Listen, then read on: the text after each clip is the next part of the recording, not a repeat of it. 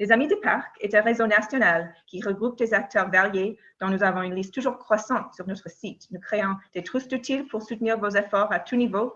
Nous distribuons des bourses et nous organisons des événements d'échelle locale et nationale. Ce webinaire est le 4e dans notre série intitulée « Les parcs sous plusieurs angles » et vous pouvez voir les enregistrements des webinaires passés sur le site web des Amis des Parcs. Donc, aujourd'hui, nous présentons sur les parcs des espaces sécuritaires pour les nouveaux arrivants, l'approche de Mabel Arts envers les arts communautaires. Et nous sommes très chanceux d'avoir parmi nous 2 excellents panélistes pour parler aujourd'hui. Je vais les introduire maintenant. Alors, nous avons Mugoli Samba. Bonjour, Mugoli. Mugoli est une stagiaire avec Mabel Arts. Elle vient d'obtenir un bac en journalisme et en études africaines à l'Université Carleton. Suite à son parcours dans le monde du journalisme et des communications, elle est maintenant prête à se servir de ses habiletés au service des arts et de la communauté Mabel. Nous avons aussi Dorothée de Colasson. Bonjour, Dorothée. Dorothée est la directrice des programmes avec Execo, un organisme d'innovation sociale basé à Montréal depuis 2006. Artiste visuelle, illustratrice et facilitatrice graphique, médiatrice intellectuelle et culturelle, Dorothée de Colasson rejoint l'équipe d'Execo en 2012, où elle occupe la fonction de médiatrice et de directrice des programmes et a participé notamment au design et au développement de nombreuses initiatives autour de la thématique des villes inclusives et du partage de l'espace public. L'inclusion sociale, l'accessibilité culturelle et la participation citoyenne figurent au cœur des sujets qui l'animent au quotidien. Et alors, juste avant de continuer, je voulais juste encore vous encourager de participer. Vous pouvez nous poser des questions à tout moment pendant la session en utilisant l'icône de chat en bas de votre écran. Alors, n'hésitez pas à nous poser des questions. Alors, sans tarder, je vais passer la parole à Mugoli. Merci beaucoup. Alors, comme Rachel vient de le mentionner, je m'appelle Mugoli Samba et je suis une stagiaire avec Mabel Arts. Mabel Arts est un organisme d'art communautaire qui est situé à Etobicoke, qui est une banlieue un peu au nord de Toronto, nord-ouest de Toronto. Alors, Mabel Arts a été fondée en 2007 par Leah Houston, ma collègue. Et depuis les dernières 11 années, Mabel Arts travaille ou bien tente vraiment d'imbiber de la beauté dans les espaces qui sont un peu négligés dans la ville de Toronto.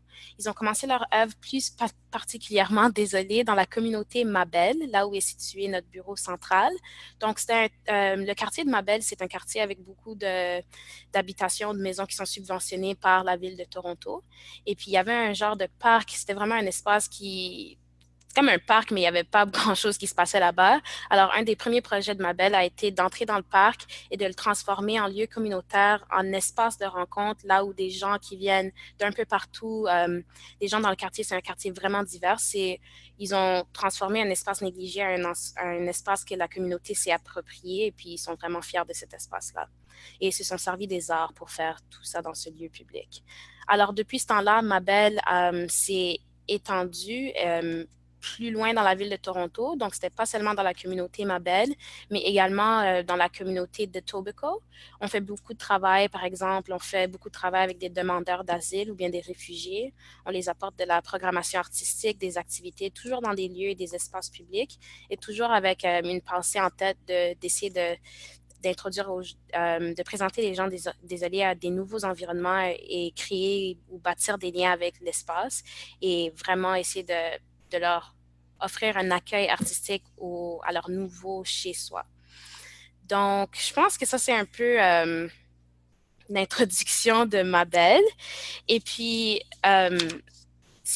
désolée, si je peux ajouter quelques autres mots, c'est vraiment un de nos objectifs, c'est d'essayer de transmettre la valeur que les parcs peuvent être des lieux d'accueil, des lieux de rencontre et des lieux là où on peut bâtir des liens et des amitiés florissantes. Donc, un des projets qu'on a entrepris pour essayer de vraiment promouvoir cette idée et cette valeur, c'était Welcome to this place, qui était un projet national qu'on a entrepris cet été. Et puis, c'est un projet qu'on a fait en collaboration avec des organismes dans 5 villes canadiennes. L'une d'entre elles est à Montréal, puis vous allez rencontrer bientôt Dorothée qui travaille avec un organisme qui s'appelle Execo à Montréal. Donc, on a travaillé avec eux, mais on a également travaillé à Toronto, là où on est, à Halifax, à Winnipeg et à Vancouver. Donc, ce projet pan-canadien avait comme objectif de promouvoir les parcs comme des lieux d'arrivée et des lieux de rencontre, là où on pouvait vraiment promouvoir des valeurs d'inclusivité, mais tout ça dans le thème de l'art et tout ça dans le thème d'activités qui se passent dans des lieux et des espaces publics. Alors, on a collaboré avec plusieurs organismes autour du pays et aussi avec plusieurs artistes et plusieurs organismes qui sont soit grands, soit petits pour produire Welcome to this place. Alors, je ne vais pas trop parler du projet parce que le webinaire est assez long, puis il y a plusieurs choses que je vais parler de Welcome to this place, mais avant de faire tout ça, je vais vous présenter Dorothée, qui travaille avec Execo, et je pense qu'elle pourra vous parler un peu plus de ce qui s'est passé à Montréal, puis je vous reviens après ça.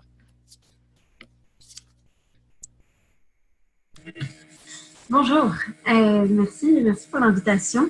Effectivement, je travaille pour Execo. Alors, pour vous dire un petit peu, peut-être dans mes mots à moi, qu'est-ce que c'est qu'Execo? C'est un organisme qui, depuis 2006, favorise l'inclusion sociale par le biais de l'art et de la créativité. Ce qu'on fait, c'est beaucoup qu'on va essayer d'utiliser différentes formes artistiques pour lutter contre différentes formes d'exclusion sociale. Au début, quand moi je suis arrivée à Execo, ce qu'on faisait, c'est qu'on luttait beaucoup contre l'exclusion avec les personnes en situation à risque d'exclusion.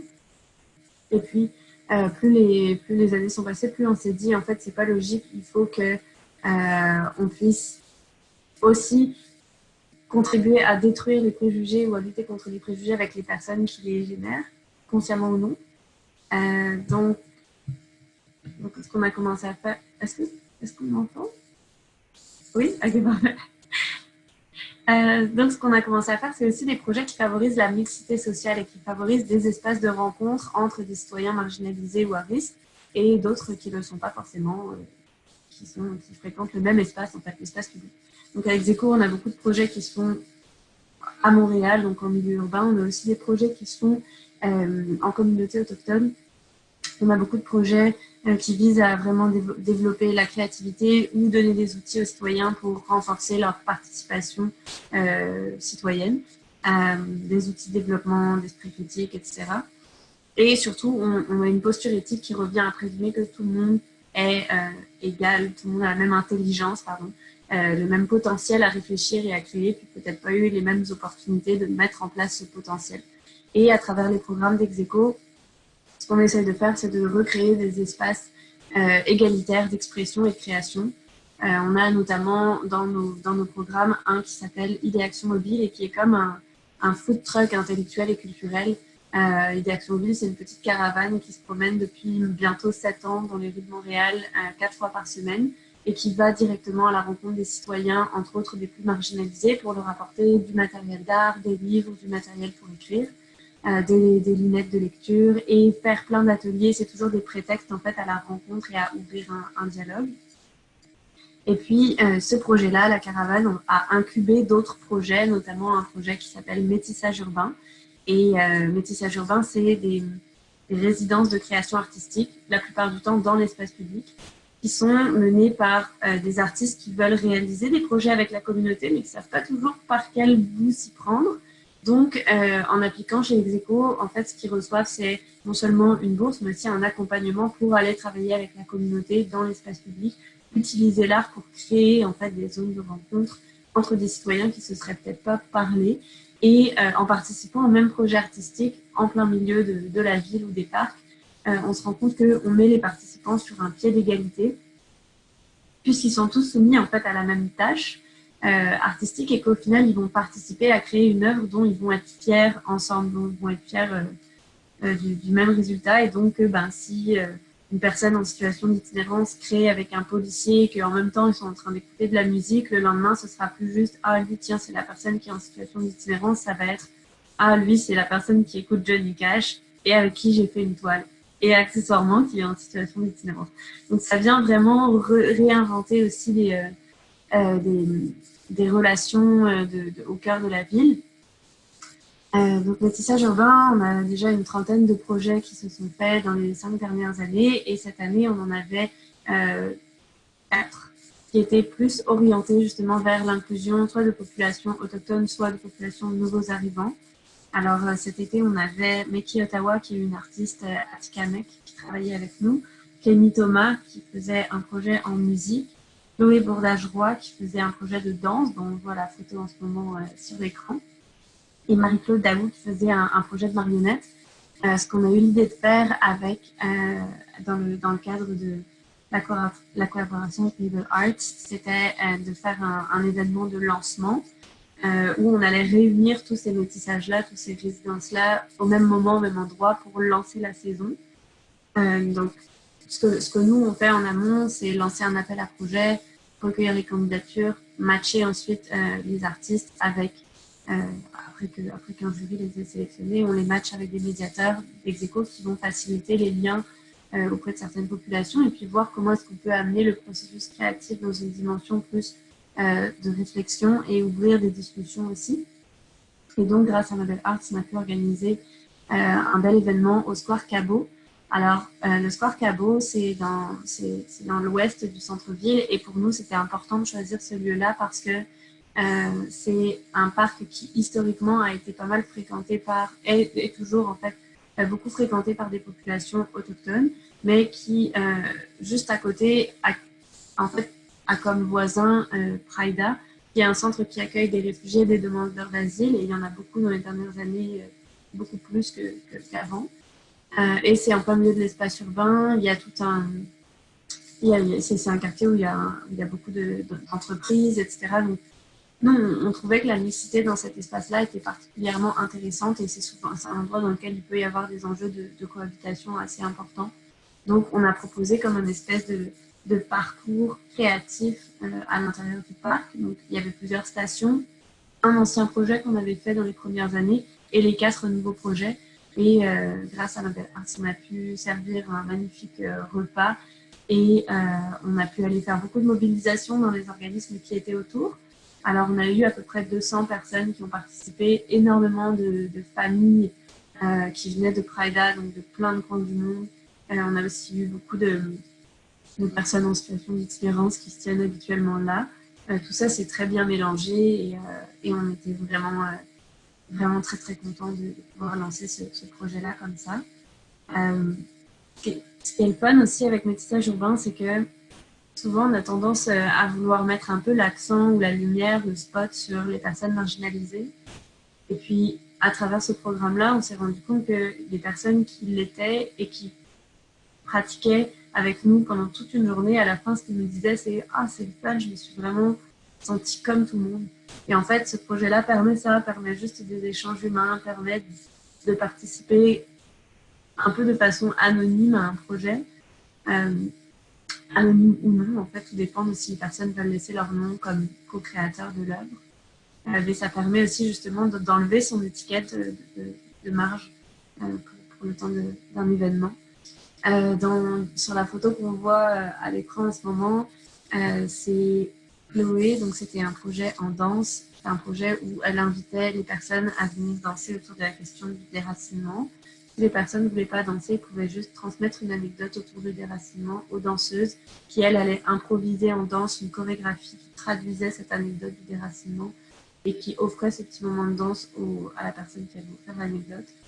C'était magnifique, ça a vraiment fait agi comme catharsis pour les personnes demandeurs d'asile et les réfugiés qui venaient là parler de leur expérience de déracinement, mais aussi pour toutes les populations inuites qui sortent de leur communauté pour venir jusqu'en ville et qui vivent aussi cette expérience, ce choc culturel de déracinement.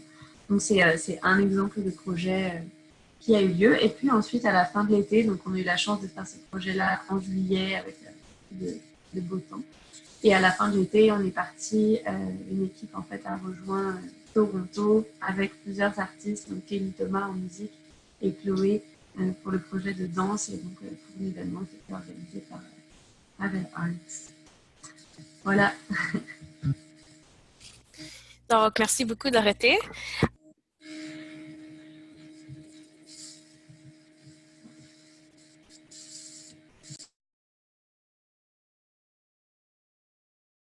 Désolée, je pense que vous ne m'entendiez pas avant. Donc, comme je le disais, merci beaucoup à Dorothée d'avoir partagé son histoire avec nous.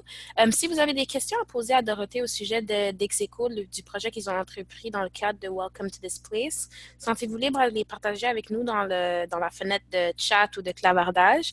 On va vous faire voir, désolé, une vidéo du projet de Montréal. Et pendant que la vidéo joue, sentez-vous libre de partager les questions avec nous. Merci.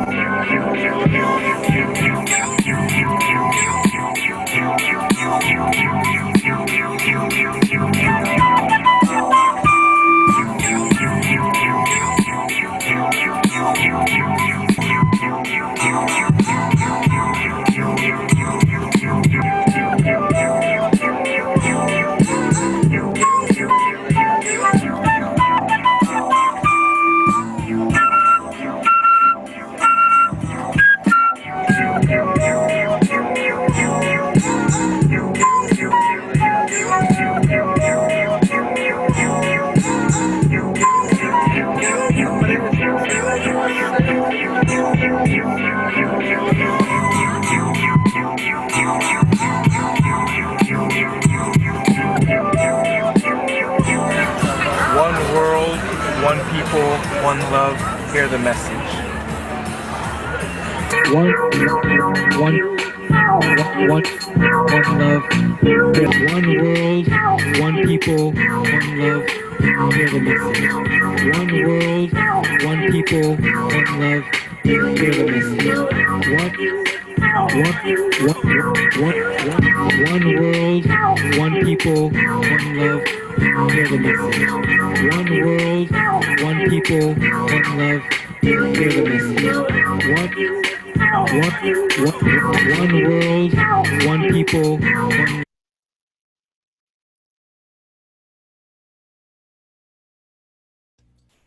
Donc, merci beaucoup pour cette vidéo à notre équipe technique. Alors, maintenant, on vous revient avec quelques questions qu'on a de notre part à poser à Dorothée. Alors, je vais passer la parole à mon collègue de Perk People, Rachel, qui va poser quelques questions à Dorothée.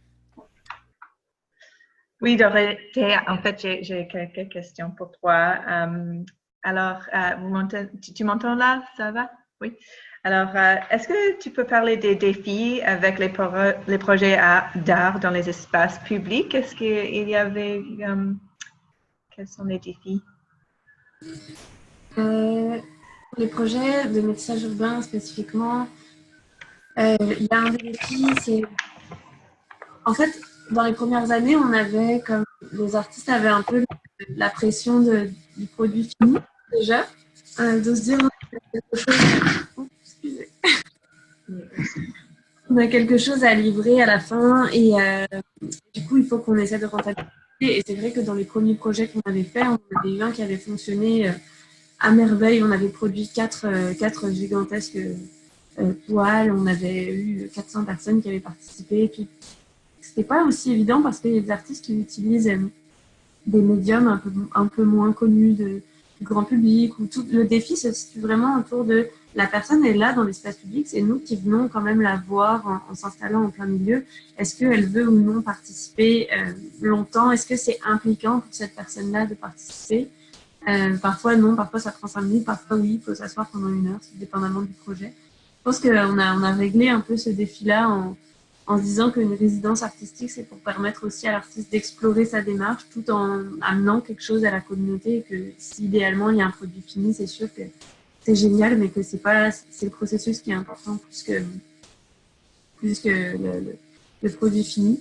Après, dans les autres défis, il y a effectivement trouver la bonne place, le bon coin de rue où il va y avoir du monde, trouver les bons mots pour faire accrocher les gens au projet sans qu'ils se disent « Ah non, là, on va me demander de danser ou on va me demander de participer pendant longtemps, j'ai pas envie. » Et juste de venir vivre l'expérience gratuitement. Et puis ça, c'est pas toujours évident.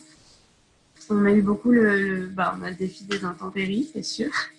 On a aussi eu des défis plus autour de la question des droits, en fait, de qui devient co-signataire d'une œuvre si jamais on est là et qu'on prend part à la création.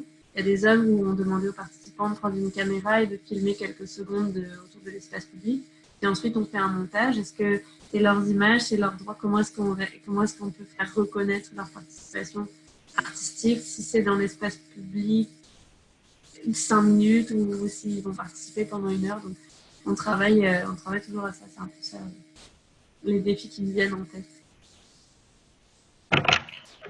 Oui, merci. Oui, c'est des bons points.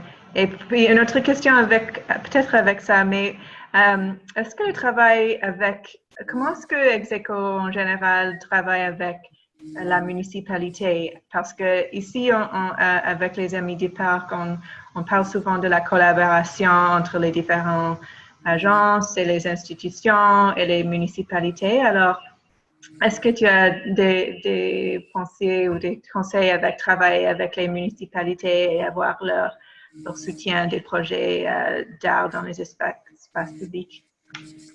C'est une bonne question. C'est sûr qu'à Execo, donc on est un organisme, on est un organisme de bienfaisance, donc on a un numéro de charité qui nous permet de recevoir des subventions aussi. On reçoit beaucoup de subventions du privé, mais aussi du public, et beaucoup de la ville de Montréal.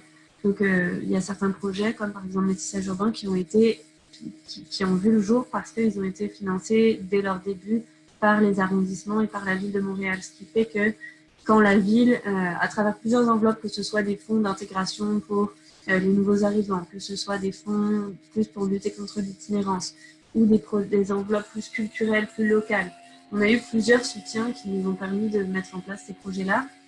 Et à partir du moment où c'est la ville qui finance un projet, c'est sûr qu'ils sont alliés du projet, qu'ils vont faire en sorte de faciliter aussi certains processus, par exemple au niveau des autorisations d'utilisation de l'espace public, etc., parce qu'ils ont tout intérêt à voir aboutir le projet, étant donné que c'est comme une qui finance. Sur le Square Cabot, donc là où on a fait l'événement cet été en particulier, c'est un projet dans lequel l'arrondissement et la ville sont très impliqués depuis des années et qui ont mis en place un comité de travail autour de ce square-là parce que justement, il n'y a pas toujours eu un grand sentiment sécuritaire. Donc, ils ont mis en place tous les acteurs communautaires, aussi bien le SPVM que tous les organismes qui travaillent dans le quartier. Et on se rencontre plusieurs fois par an, comme 2 ou 3 fois par mois, ce qui fait que tous ces acteurs-là se connaissent beaucoup, savent quand le projet d'Execo débarque, la police sait exactement qu'est-ce qu'on fait et va venir supporter plus l'initiative. Donc c'est une machine qui roule quand même assez bien parce qu'il y a un gros travail de concertation qui est fait et ce travail-là, il est mené à l'initiative de la ville de Montréal. Donc c'est aidant là-dessus. C'est sûr que connaître les bonnes personnes dans les bons arrondissements, dans les bonnes divisions comme culturelle, diversité sociale, nous ouvre beaucoup de portes et nous aide beaucoup. Je pense que c'est gagnant-gagnant en fait.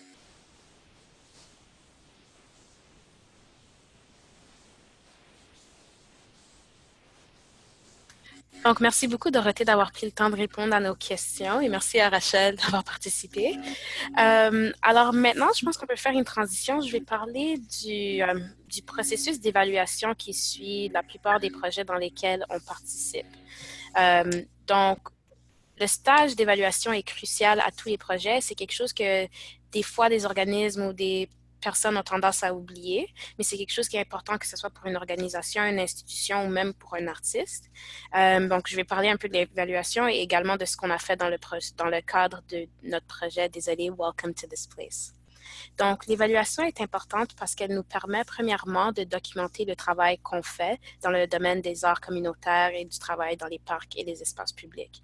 Donc, tous les ateliers qu'on entreprend dans ces espaces-là, c'est vraiment pour essayer de bâtir un sens de l'espace et essayer créer un sens d'attachement communautaire aux espaces qu'on occupe. Et puis, c'est vraiment important de documenter ce travail, de le partager avec les autres, puisque ça montre vraiment l'importance de l'œuvre dans laquelle on s'embarque. Donc, quand on évalue, on documente aussi parce que pour évaluer, il faut qu'on prenne des photos, qu'on fasse des entrevues avec des gens pour avoir leurs commentaires ou leurs rétroactions. Donc, tout ça, ça entre vraiment dans le processus de documentation. L'évaluation est aussi importante parce qu'elle nous permet de communiquer avec nos bailleurs de fonds, que ce soit avant d'entreprendre un projet, de recevoir le financement ou après. Donc, si on évalue la plupart des projets qu'on fait d'une bonne manière et on les documente bien, ça nous permet de bâtir un meilleur cas quand on va chercher des fonds auprès des bailleurs de fonds. On peut leur montrer, désolé, les statistiques. Donc, on a tel montant de participants, on a tel montant de personnes qui ont aimé cette partie de notre programmation ou bien cette partie de notre programmation, ils ont moins aimé. Donc, tout ça, ça nous aide à bâtir un cas qui est documenté. Et après nos activités, ça nous permet également de leur montrer les manières qu'on a accompli les tâches qu'on avait dit qu'on allait faire. Et ça nous permet aussi d'avoir plus d'informations pour remplir dans nos rapports de projet. Deuxièmement, ou je pense que c'est troisièmement, désolé, il est aussi important de documenter nos activités parce que ça nous permet de les ajuster à nos participants au fur et à mesure qu'on avance. Par exemple, si vous avez un atelier qui dure une semaine et vous réservez un peu de temps à la fin de chaque journée pour faire une genre de rencontre évaluative, vous êtes capable d'ajuster vos activités au fur et à mesure que vous avancez pour avoir une programmation qui est vraiment plus ajustée aux besoins ou aux choses que votre communauté ou votre public cible préfère plus. Donc, ça, c'est toutes des raisons pourquoi il est vraiment important d'évaluer le travail qu'on fait. Il faudrait également mettre de côté une partie dans notre budget et vraiment mettre de côté du temps et des ressources pour le processus évaluatif de tout projet qu'on entreprend. Dans le cadre de Welcome to this Place, donc notre projet national dans lequel on a travaillé avec Dorothée d'Execo et d'autres organismes, le processus d'évaluation, c'était quelque chose qui a pris beaucoup de temps. Donc, on a commencé ça notre dernier projet, désolé, se passait dans la ville de Toronto. Et pendant les dernières journées de notre projet à Toronto, on a commencé à évaluer. Donc, c'était faire des entrevues avec des participants, faire des entrevues avec des employés de Mabel, mais aussi des employés des différents organismes avec lesquels on a travaillé pour avoir cette collecte de données écrites. Ensuite, on a organisé une genre de, pas dire une conférence, mais une genre de journée là où on a fait venir les membres ou des représentants des organisations avec lesquelles on a travaillé pour les faire venir à Toronto pour une journée d'évaluation, là où on a eu la chance de partager nos expériences et partager nos ressources, donc vraiment dire ce qui a fonctionné, ce qui n'a pas fonctionné. Comme ça, on pourrait apprendre les uns des autres, mais aussi mettre nos têtes ensemble pour vraiment faire un grand rapport final des succès et des défis de Welcome to this Place. Et en se basant sur toutes ces données qu'on a amassées, on a créé, donc avec quelqu'un qui s'appelle Maggie Hutchinson, qui est une consultante, on a eu la chance de mettre toutes ces informations ensemble et créer ce qu'on appelle une genre de boîte à outils ou une trousse à outils qu'on est très fiers à Mabel Arts de vous présenter aujourd'hui. Donc, cette boîte à outils, c'est un résumé, en fait, on peut dire les 11 années d'expérience de Mabel Arts dans le domaine d'organisation d'activités dans des lieux publics et dans des espaces publics. Mais c'est aussi vraiment un résumé de tout ce qu'on a appris, les défis, les challenges, puis nos victoires aussi de Welcome to this Place. On les a toutes mis ensemble pour créer un document qui est vraiment pratique, qui vous offre des conseils pratiques, des instructions, on pourrait dire, comme pour créer des activités d'art qui ont lieu dans des espaces publics et dans des parcs. Et toutes les activités, c'est vraiment avec l'idée en tête d'avoir une approche inclusive et une approche qui transforme les parcs en lieux d'activité, qui transforme les parcs en lieux d'accueil et en lieux là où les gens peuvent bâtir des liens et puis créer des nouvelles relations avec l'espace qu'ils appellent leur nouveau chez eux. Donc, ici, ce qu'on a devant nous, c'est notre ressource qui s'appelle « Placer nos parcs dans le paysage culturel ». Vous pouvez l'accéder au www.placingparks.ca et puis en haut, au coin, il y aura une touche pour changer en anglais ou en français. Alors là, on a la petite introduction. On peut faire défiler la page. Et puis, c'est vraiment... donc, on commence en parlant un peu de Welcome to this Place. Puis après ça, si on s'arrête juste ici, on a vraiment des instructions pour vous montrer comment utiliser le site. Alors, si on fait défiler juste un peu encore, désolée, je suis en train de comme coordonner avec l'équipe technique. Ouais, on peut arrêter ici. Donc, on a l'archive de projet et la boîte à outils. Alors, l'archive de projet, ça va juste être un résumé de ce qui s'est passé à Montréal, Winnipeg, Halifax, Toronto et Montréal. Et puis, alors, on a des vidéos, des photos, des résumés. Et puis, c'est juste pour avoir une idée des types de choses qu'on peut créer dans les espaces publics de toute taille, de tout genre. Le Canada, c'est vraiment divers. Et je pense que vous pouvez tirer de l'inspiration de ces différents organismes pour peut-être organiser quelque chose dans votre quartier ou dans votre espace public. Et à droite, ici, on a un bouton pour la boîte à outils. Donc, si on fait défiler un peu plus, je vais expliquer un peu plus en plus de détails c'est quoi la boîte à outils. Ici, on a la section de pourquoi. Donc, c'est vraiment juste, on présente notre thèse, si on peut l'utiliser comme ça. C'est dire vraiment pourquoi est-ce que les parcs sont importants, pourquoi est-ce que les activités dans les parcs et les espaces publics sont importants et pourquoi est-ce qu'on vous présente cette ressource, en fait. Alors, si on fait défiler encore un peu plus la page, on a quelques témoignages. Et finalement, on a désolé, c'est notre archive de projet. Donc ici, si vous cliquez sur les images, vous pouvez voir les projets qui ont eu lieu à Vancouver, Montréal, Winnipeg, Toronto et Halifax. On a des vidéos comme celle qu'on vient de montrer dans le cadre du projet d'Execo. Une liste de nos partenaires. Ici, on fait défiler encore un peu plus. Ici, on vous fait part de nos conseils pratiques pour la création de vos propres projets autour du pays. Donc, si on fait défiler encore un peu plus, ici, il y a des images sur lesquelles vous pouvez cliquer pour avoir accès à la boîte à outils. Donc, par exemple, l'art de l'accueil, c'est une des valeurs de Mabel Arts et je crois également que c'est une valeur que les organismes avec lesquels on a travaillé partagent aussi de leur propre manière. Donc, comment est-ce qu'on crée des activités qui sont inclusives? Comment est-ce qu'on crée des espaces qui sont accueillants pour les gens qui viennent de différents backgrounds, qui ont des différentes expériences de vie? Donc, ça, c'est un exemple. Alors, si vous serez intéressé sur ce sujet, vous alliez cliquer sur l'accueil et ensuite, là, vous auriez cette page qui a des ressources. Donc, c'est vraiment pratique, des conseils, des questions que vous pouvez vous poser. Donc, ça s'explique un peu.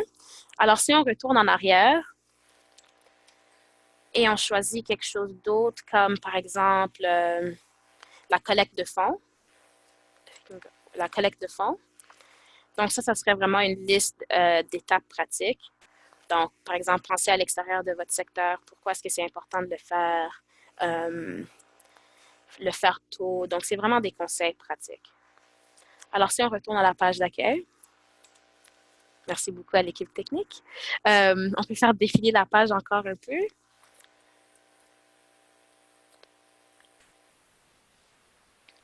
Et on a quelques points de recommandation de politique. Puis, c'est des choses que peut-être les gens dans le domaine, on est habitué à ça, ou bien c'est des idées que ça se peut qu'on partage tous. Mais ça serait intéressant si vous avez des partenaires avec lesquels vous travaillez, de leur faire part de quelques de nos recommandations. Vous pouvez les consulter, voir si ça vous affecte, si vous y croyez ou non.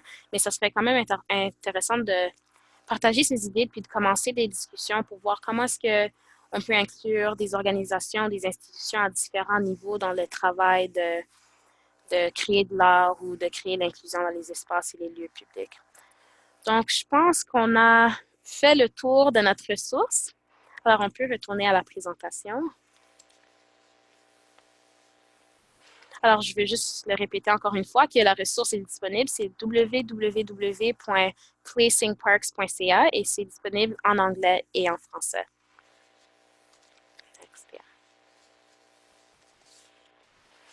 Donc, désolée. Alors, une dernière section. J'espère que vous n'êtes pas fatigué de ma voix. Alors, on est arrivé à la section, c'est des conseils pour travailler en partenariat. Alors, ça, c'est des conseils sur la ressource qui est en ligne. On a des conseils pour les artistes et également pour les municipalités et les grandes institutions. Donc, c'est deux sections différentes. Mais maintenant, je vais les mélanger juste parce qu'on est dans un webinaire puis on veut essayer de garder ça court. Mais c'est vraiment décrit de manière plus longue et plus approfondie sur placingparks.ca.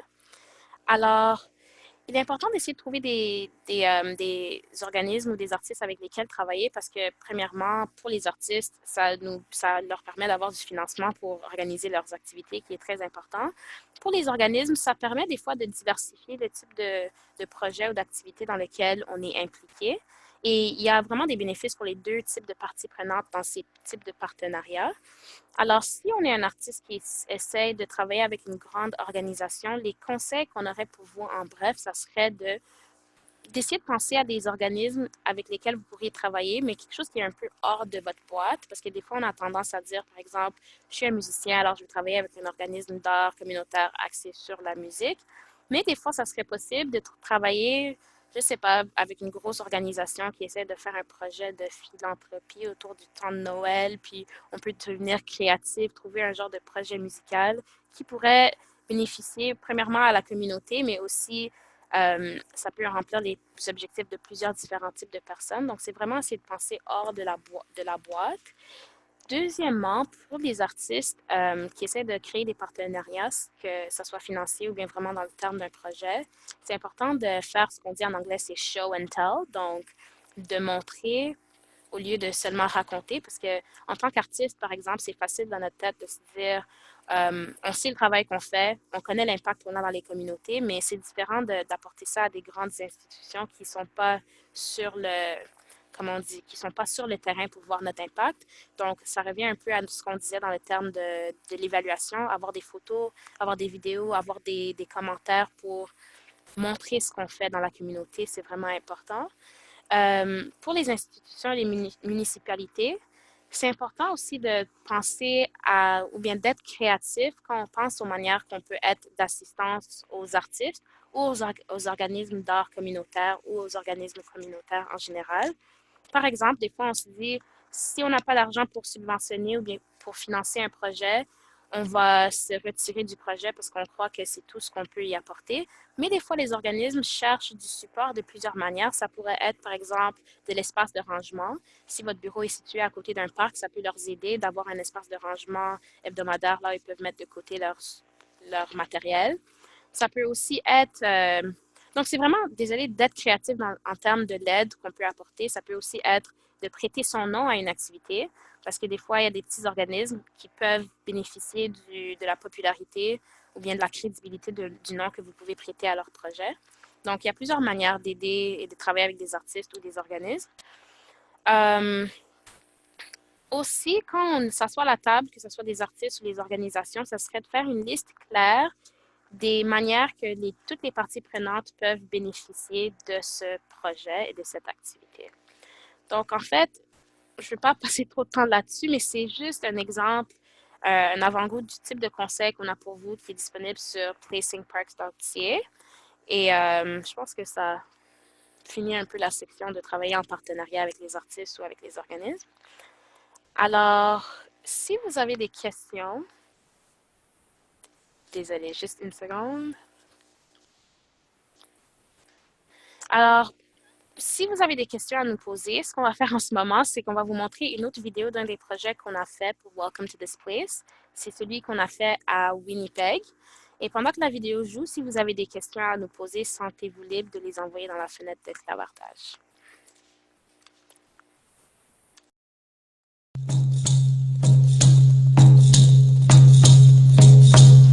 Hey,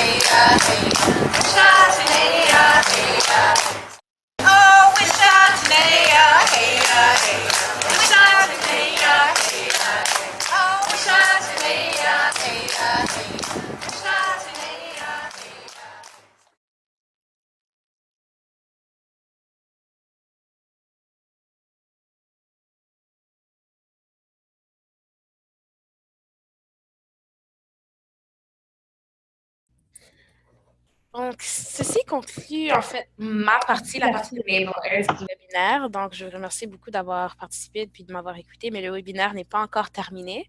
Donc, si vous avez des questions pour Mabel Earth ou pour moi, sentez-vous libre de les partager dans la section de clavardage, dans la fenêtre de clavardage. On peut y répondre maintenant ou si c'est des questions auxquelles je ne serais pas capable de répondre parce qu'en fait, je suis stagiaire avec Mabel Earth, on pourrait vous faire parvenir des réponses via courriel. Donc, sentez-vous libre de partager vos questions et puis je vous reviens plus tard s'il y en a que je pourrais répondre.